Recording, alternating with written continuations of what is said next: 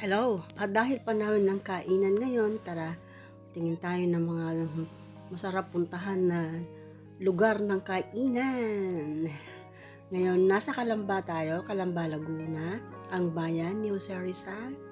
Ito, may nakita kaming magandang kainan, Laon-Laan. Nasa may Chipeco Avenue, yan, Calamba. Paglabas mo lang ng SLEX, nasa highway na yan, National Road. Ang ganda ng ambience, ayan no. Para kang Filipino restaurant kung type ninyo yung mga ganito, trip ninyo yung mga ganitong lugar.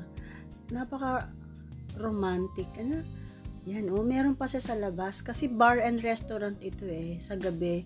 Diyan pwedeng mag-inuman diyan. Ganda no, umuulan nang pumunta kami diyan. Kaya malamig. Ayan may hugasan pa ng kamay na banga. Alam mo yun, yung feel na Pinoy na Pinoy. Ayan, ganda, no? Malinis naman siya. Nagugas pa nga ako ng kamay, Sinubukan ko yung gripo. Ayan. Yung mga furnitures na dito, yung iba for display, for aesthetic purposes. Ayan, yan ang counter nila. Ayan. So, dahil Christmas season, marami talagang family o groups na naghahanap ng mga makakainan. Ayan. So, ito, I recommend this place. Meron silang mga pieces of furnitures na mga luma na for display only. Ayan, yung pangkuskus ng yelo yan. Diba? Ayan. Nung araw yan ang ginagamit pagka magtitinda ka ng halo-halo. Ito naman, ayan, gamit ni Lola yan. Panahe. Ayan, manual. Pedal pa, Singer ang brand. Ayan. Basta ang ganda ng ambience niya. Tingnan mo sa likod. Ito yung way papuntang CR. Diba? Yan kasi umuulan-ulan. Kaya ang sarap pakinggan ng patak ng ulan sa mga stones na yan.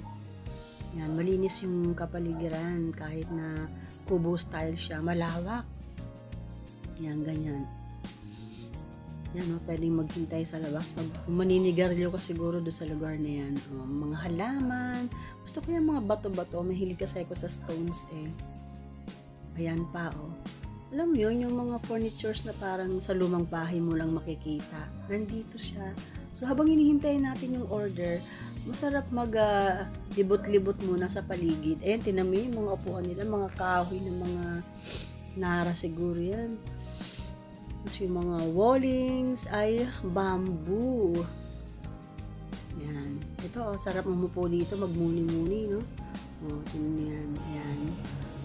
Ganda, ang lawak. Ang ganda pa nung kanilang mural, Nandyan si Jose Rizal. Yung parang,